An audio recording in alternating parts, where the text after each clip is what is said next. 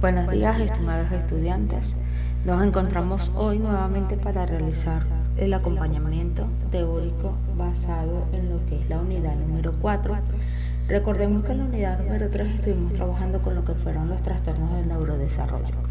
En este momento vamos a trabajar con otros trastornos diagnósticos que se ubican dentro del área de la psicopatología a nivel de la niñez y la adolescencia, y vamos a conocer un poco lo que es la estructura de la anamnesis y cuál es su proceso de aplicación.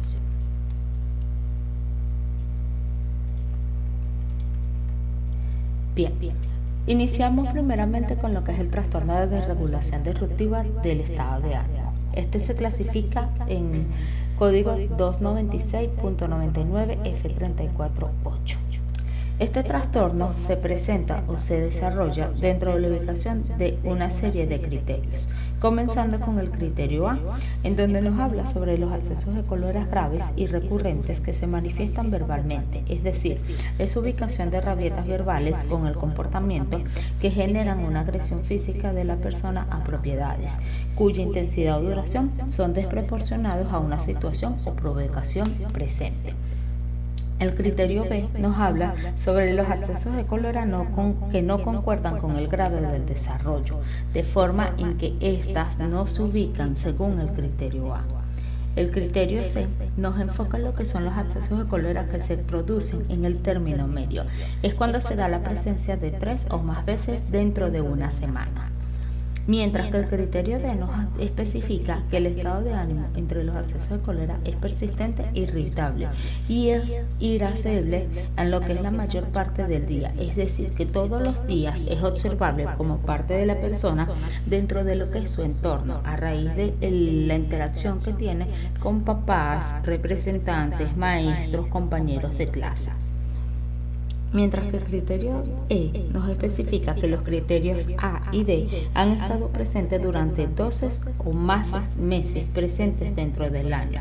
En todo este tiempo, el individuo no ha tenido un periodo que durará de 3 o más meses consecutivos sin todos los síntomas presentes según los criterios desde la A hasta la D. El criterio F nos aclara que los criterios A y D están presentes al menos en 2 o 3 contextos, es decir, en la casa, en la escuela, hacia los compañeros, y la mayoría de ellos son graves y menos unos de ellos. Bien, es importante tener en cuenta que los contextos siempre se van a estar presentes en más de un espacio o de un entorno. El criterio G nos especifica que el primer diagnóstico no se debe hacer antes de los 6 o 18 años, después de los 18 años. Mientras que el criterio H nos dice que por la historia de la observación, según los criterios desde la A hasta la E, se comienzan a dar presencia antes de los 10 años de edad del niño. Y el criterio I nos enfoca que nunca ha habido un periodo bien definido, más de un día durante el cual no se hayan cumplido todos los criterios sintomáticos, es decir, el excepto de la duración para un episodio un tanto maníaco como hipomaníaco, teniendo en cuenta que la elevación del estado de ánimo apropiada al desarrollo, como se deduce en el contexto del acontecimiento a nivel positivo, o la forma o la espera del mismo que se ha de considerar dentro de los síntomas a nivel de manía o hipomanía. Y por último tenemos el criterio J, que es donde se da la representación de los comportamientos que no se producen exclusivamente durante un episodio del trastorno a nivel de depresión mayor y no se explican dentro de lo que son los procesos de los trastornos mentales, es decir, como el trastorno del espectro autista, el trastorno de estrés postraumático o el trastorno de ansiedad por separación.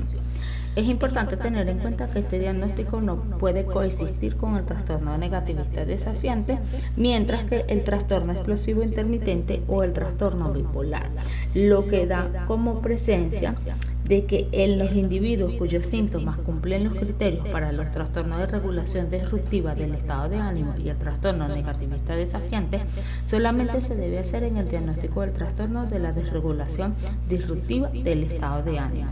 Si un individuo no ha tenido nunca un episodio maníaco o hipomaníaco, no se debe hacer el diagnóstico del trastorno de desregulación disruptiva del estado de ánimo, tomando en cuenta el último criterio, que los síntomas no se pueden atribuir a lo que son los afectos fisiológicos a través de una sustancia o una afección médica o neurológica.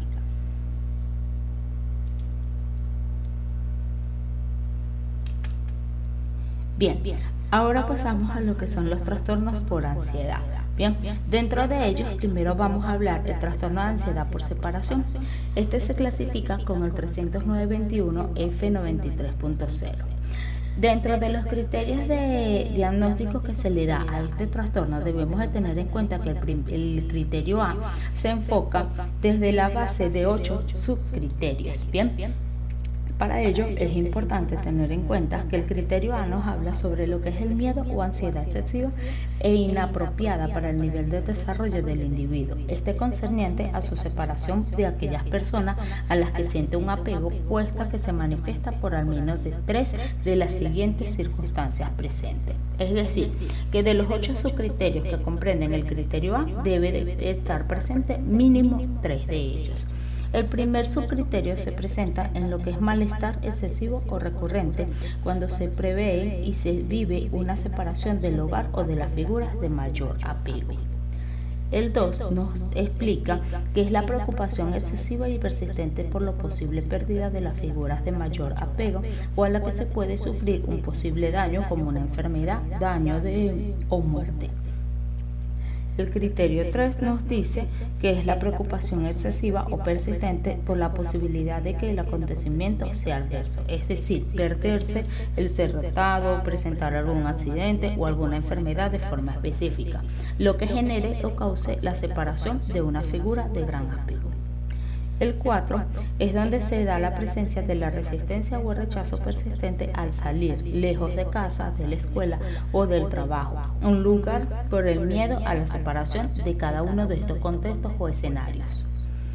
El 5 es el miedo excesivo o persistente que resiste al estar solo sin la figura de mayor apego en casa o en cualquier otro lugar en donde se encuentra. El 6 es la resistencia o rechazo persistente a dormir fuera de casa o dormir sin estar cerca de la figura de gran apego. El 7 nos habla sobre lo que es la pesadilla repetida sobre los temas de separación.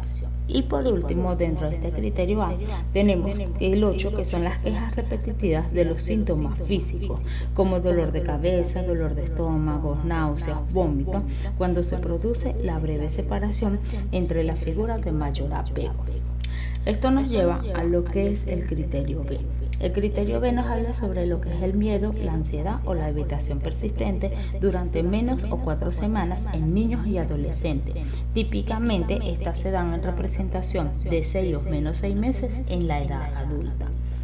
El C nos describe que es la alteración que causa molestia clínicamente significativa o un deterioro en el ámbito social, académico o laboral, o dentro de alguna de las otras áreas importantes de funcionamiento del individuo. El criterio D nos especifica que es la alteración que no se explica mejor como por otro trastorno mental, es decir, como ese rechazo de ir a casa por la resistencia excesiva al cambio de un trastorno del espectro autista, como delirio o alucinaciones concernientes a la separación del trastorno psicótico, rechazando el salir sin alguien de confianza dentro de lo que es el proceso de la agorafobia o la preocupación por la salud enfermiza de otros daños. Bien, ahora pasamos y vamos a reforzar un poco cómo estos criterios de ansiedad también se generan dentro de lo que es el entorno social, específicamente dentro de la fobia social. Esta se clasifica en el 323 F40.10. Bien, si nos damos cuenta, este trastorno tiene la presencia de 10 criterios en específicos y debemos de tener en cuenta que la especificación se da o se genera solo la actuación, es decir, el miedo, cómo se limita al hablar o al actuar en público esta persona o el individuo. El criterio A nos habla sobre lo que es el miedo o la ansiedad intensa en una o más situaciones sociales en las que el individuo está expuesto al posible examen por parte de las otras personas. Algunos ejemplos de esto se da dentro de lo que es la interacción social, el mantener una conversación, el reunirse con personas extrañas, el mantener un rol dentro de un espacio social, según lo que se observa, según lo que la persona pueda estar comiendo, pueda estar bebiendo o pueda estar interactuando dentro de otras personas al momento de mantener una interacción en una conversación o charla. En los niños, la ansiedad se puede producir dentro de lo que son las reuniones con individuos de una misma edad y no solamente en lo que se da en la interacción o la relación entre niño y adulto. Bien, es importante tener en cuenta que aquí la especificación se enfoca dentro de las personas de su misma edad. El criterio B nos habla sobre donde el individuo tiene miedo al actuar de ciertas maneras o demostrar síntomas de ansiedad que se valoren negativamente. Es decir, cómo una persona lo puede humillar, lo puede generar una vergüenza y esta se traduzca como un proceso de rechazo u ofensa hacia esa otra persona.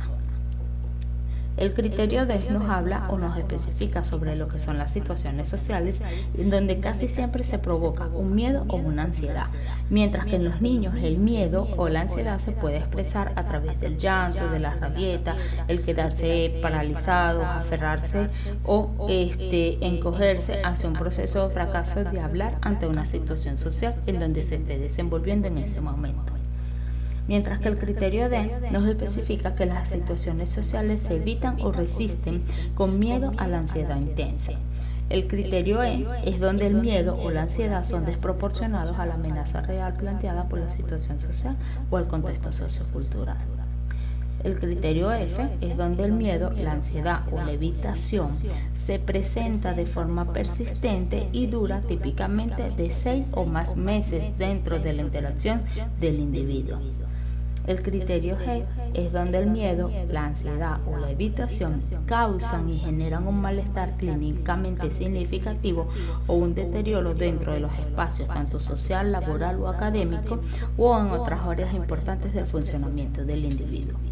El criterio H nos da lo que es el enfoque en donde el miedo, la ansiedad o la evitación no se pueden atribuir a los efectos fisiológicos de una sustancia, cualquier tratamiento médico o consumo de drogas. El criterio I es donde el miedo y la ansiedad o la evitación no se explican mejor por los síntomas de otros trastornos mentales, es decir, que no hay una interacción o una relación específica con los trastornos de pánico, los trastornos disfórmico corporal o el trastorno del espectro autista. Y el criterio J y último es donde se da la existencia de otras afecciones médicas, como el Parkinson, la obesidad, la desfiguración debido a las quemaduras o lesiones, o el miedo, la ansiedad o la evitación están claramente no relacionadas o no excesivas con este trastorno. Teniendo en cuenta ese proceso, cómo nosotros vamos a ubicar el trastorno a nivel de los criterios específicos que puedan presentar el individuo, teniendo en cuenta que estos se dan solamente según el proceso de la limitación al hablar o al interactuar en público, generando específicamente dentro de los entornos de su misma edad y no en la relación que se pueda dar entre adulto y niño. Aunado a ello, vamos a hablar por último de los trastornos, específicamente en lo que es el trastorno obsesivo-compulsivo.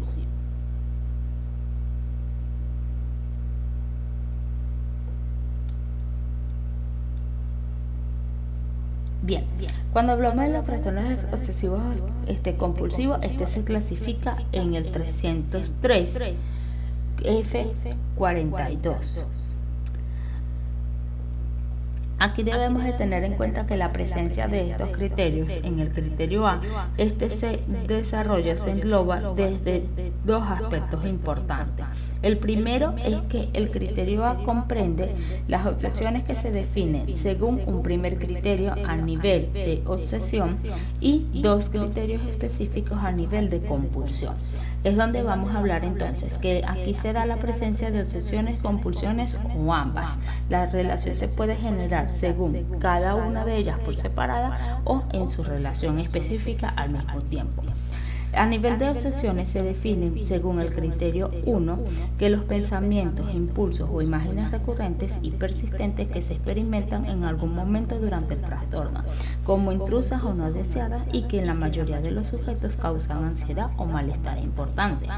Y el criterio 2 es que el sujeto intenta ignorar o suprimir estos pensamientos, impulsos o imágenes o neutralizarlos con algún otro pensamiento o acto. Es decir, es donde se genera la realización de una compulsión, a lo que nos lleva a las compulsiones que se definen según el mismo criterio A, determinada en 2 puntos. El primer criterio se enfoca de que el comportamiento, como lavarse las manos, ordenar las cosas, recoger la casa, o actos mentales como rezar, contar o repetir palabras en silencio, son repetitivos y que el sujeto realiza como respuesta en una obsesión o de acuerdo con reglas que ha de aplicar de manera rígida. Mientras que el criterio punto número 2 es el objetivo de los comportamientos o actos mentales al momento de prevenir, disminuir la ansiedad o el malestar o evitar algún suceso o situación tímida.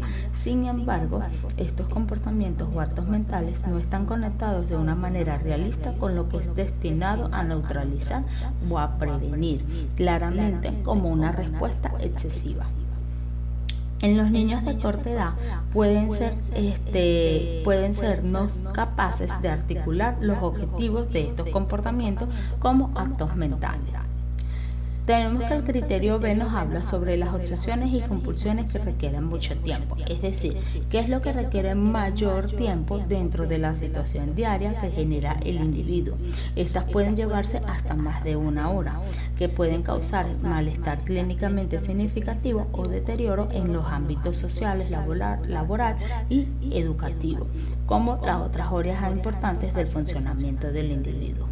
El criterio C nos especifica que los síntomas obsesivos compulsivos no se pueden atribuir a los afectos fisiológicos de una sustancia o una droga o algún medicamento o afección médica. Y por último tenemos el criterio D, que nos habla o nos desarrolla lo que es la alteración, que nos explica mejor por los síntomas de otros trastornos mentales. Es decir, que las preocupaciones excesivas como los trastornos de ansiedad generalizada, como las preocupaciones por el aspecto como el trastorno disfórmico, o la dificultad de deshacerse o renunciar a las presiones como un trastorno de acumulación. Bien. Es importante tener en cuenta que este tipo de trastorno o patrones repetitivos de forma de un proceso no se generan una relación o un acercamiento dentro de lo que es el trastorno del espectro del autismo. Es importante tener en cuenta que este trastorno obsesivo compulsivo se especifica según 3 aspectos fundamentales. El primero, con introspección buena o aceptable, es donde el sujeto reconoce que las creencias del trastorno obsesivo compulsivo son claramente o no probablemente ciertas que se puedan generar de forma cierta o no. Mientras que con poca introspección es donde el sujeto reconoce que las creencias del trastorno obsesivo compulsivo son claramente o probablemente no ciertas o que pueden ser ciertas o no. Y por último, en que la ausencia de la introspección con creencias delirantes es donde el sujeto está completamente convencido de que las creencias del trastorno obsesivo compulsivo son ciertas. Aquí que se especifica que el sujeto tiene una historia reciente o antigua dentro de un trastorno de las TIC. Bien. Aunado a ello, ahora es importante que trabajemos y desarrollemos lo que es el área, específicamente lo que es una anamnesis. ¿Para qué nos sirve una anamnesis o una historia clínica? ¿Cuál es la función de ella? Bien, es importante conocer que la anamnesis es un procedimiento de exploración que se realiza durante la primera toma de contacto a través de la entrevista inicial con el objetivo de identificar al paciente, averiguar sus dolencias actuales, su historia o aquellas cuestiones ambientales, familiares o personales más destacables. Esa anamnesis es ese proceso mediante el cual el profesional de la salud obtiene la información del paciente. Es decir, esta se puede llegar a través del proceso de la entrevista, en donde los síntomas que ha tenido, cuáles son los antecedentes familiares o una evaluación médica que se pueda realizar a través, por lo que se trata de una herramienta especial o esencial dentro del desarrollo de una evaluación en ese primer contacto paciente-especialista. Este proceso de obtención de información es donde vamos a tener ese conjunto de referencias de datos que se recopilan en la historia clínica de una persona. Bien, aquí el objetivo específico es para poder definir un diagnóstico. Se da una exploración, una entrevista inicial en donde se seleccionan aquellos datos que se consideren relevantes para definir el diagnóstico adecuado. Igualmente, el especialista debe detectar posibles puntos específicos o aspectos que incomodan al paciente que parece omitir. De alguna u otra parte específica es que la anamnesis nos va a permitir a nosotros realizar una buena entrevista médica dentro de lo que se debe fijar como los datos para conseguir de forma prioritaria, específicamente preguntando cuáles son aquellos datos personales que lo trajo al paciente a la consulta, que continúa solicitando alguna información de relevancia que pueda generar un proceso de preparación, recepción y desarrollo. Bien, aquí es donde hablamos de la fase de la preparación del especialista, es donde revisar la historia clínica del paciente para conocer parte de sus antecedentes y poder dirigir la entrevista con exactitud en un ambiente óptimo. Mientras que la recepción es ese primer contacto que debe realizarse de manera cordial y personalizada. Una recepción adecuada debe transmitir profesionalidad, ofrecer un buen trato y generar confianza en el paciente. El desarrollo de este es donde se debe hacer énfasis dentro de lo que es el estado del paciente. Ese profesional que se preocupa por saber cómo se encuentra el paciente y profundizar en los aspectos relevantes para poder obtener un diagnóstico o ofrecer un posible tratamiento. Y finalmente se cierra en donde se hace la incisión de la causa de las consultas en las preocupaciones del paciente, en donde se intenta conocer su postura y también enfatizar en las consecuencias que ellos tienen sobre su entorno. Bien. Es importante entonces tener en cuenta cuáles son esas preguntas clave que se debe generar a través de la aplicación de la anamnesis o esa entrevista al momento de recolectar los diferentes tipos de datos, desde lo principal que suelen preguntarse dentro de lo que es el nombre, la edad, el sexo, cuál es la ocupación, el estado civil, si está casado con alguien, algunas preguntas que nos puedan generar, enfocar en la información específica de quién es el acompañante y quién es esa persona específica dentro de los datos típicos de información que se deben de tener en cuenta a la hora de la entrevista. Es por ello que hablamos un poco sobre lo que son estos aspectos importantes. Aunado a ellos vamos a hablar de lo que es la historia de la enfermedad actual. Aquí es donde la historia clínica es ese documento que recoge todos los datos médicos sobre la persona. Se recopila aquella información necesaria para brindar una atención médica adecuada, por lo cual es importante registrar en ellas todos los diagnósticos, hospitalizaciones e intervenciones significativas que ha tenido o ha vivido el paciente. Aunado a ello, hablamos sobre lo que son los antecedentes personales. Aquí es donde se da la recolección de lo que sufre el paciente, es decir, una exploración clínica, cuál es su estado, cómo ha venido evolucionando, si toma algún tratamiento, cuáles son los procesos que se ha dado para mitigar los efectos y también tener en cuenta los diferentes episodios o incidentes que llevaron al paciente a pedir ayuda. Bien. Aunado a ello, tenemos lo que son los antecedentes familiares. Aquí es donde una gran cantidad de enfermedades que componen los procesos genéticos, la predisposición de los efectos que pueda tener otra persona en torno del paciente y por este motivo el disponer de la historia familiar, ofrecer una información necesaria para poder lograr llegar al punto del diagnóstico en específico. Bien, debemos de tener en cuenta que estos aspectos de los antecedentes familiares nos permiten a nosotros ubicar el entorno familiar que rodea al paciente, conocer con quiénes vive, si vive con mamá y papá, si vive con la abuela, si vive con los hermanos, qué edad tienen estas personas y especificar si existe algún tratamiento o algún diagnóstico clínicamente significativo dentro del entorno de ese paciente. Lo que nos lleva a lo que es la historia psicosocial. Cuando hablamos de la historia psicosocial es donde se analizan los hábitos y las relaciones sociales que mantiene o genera el paciente. Aquí es donde se tienen en cuenta lo que son los estilos de interacción, de qué manera se relacionan con los demás, con los apoyos que cuentan durante todo el proceso terapéutico, si han sufrido algún episodio excepcional o relevante dentro de su cotidianidad de la vida diaria. Esto servirá para lo que es crear el contexto y obtener una visión global al momento de entender la situación que está pasando o está viviendo el individuo. Es importante tener en cuenta que esto se hace o se genera dentro de lo que es la exploración clínica. A la hora de llevar esta entrevista, damos por entendido que vamos a trabajar en función a valorar la extensión o la profundidad de la anamnesis. Es decir, como que vamos a hacer un proceso contraproducente en cuanto a la exploración de forma no demasiado exhaustiva. El paciente puede llegar a sentirse incómodo y recibir una información que no se ha generado o que no esté interesado en recibir la ayuda. También debemos de tener en cuenta que el paciente no puede saber qué le pasa o la información que facilita no puede ser modificada, porque es habitual que el paciente no tenga una idea exacta de lo cual es su problema, especialmente en las relaciones de lo que son las alteraciones psicológicas o cualquier otro ámbito de la salud, lo que nos genera que puede crearse un proceso de no identificación desde el mismo paciente al momento de entender qué es lo que tiene.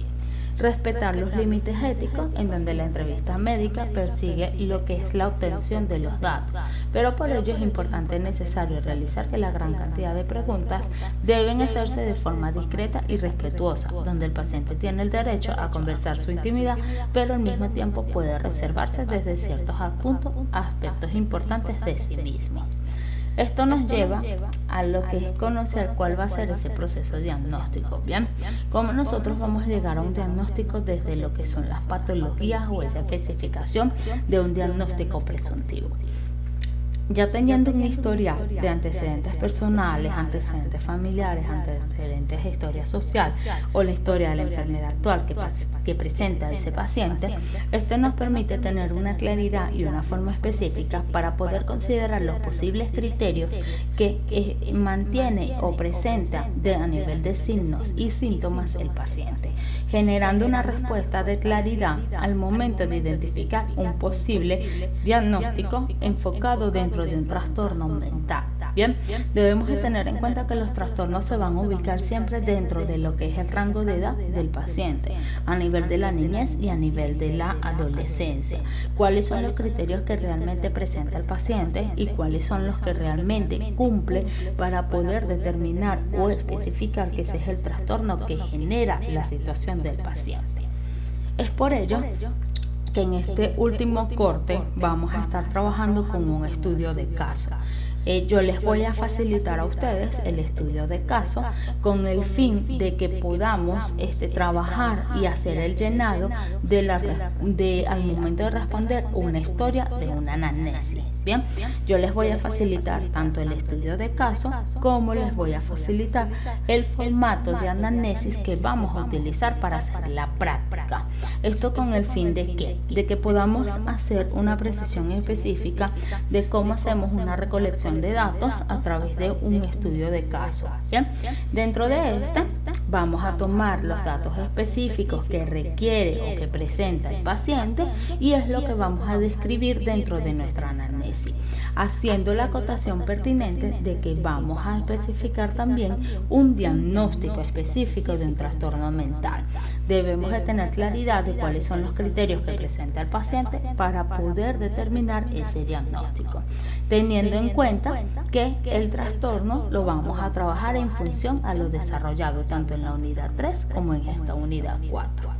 Entendiéndose por ello, es importante que prestemos atención a los detalles específicos de cómo vamos a desarrollar esa anamnesis, cuáles son los aspectos claves y principales que presenta el estudio de caso que se les va a facilitar para generar las respuestas oportunas a lo que se debe trabajar. Esperando que sea de mayor satisfacción el proceso de la explicación de la clase y que puedan generar una respuesta adecuada a lo que es la actividad realizada durante esta unidad 4. Que tengan un feliz día.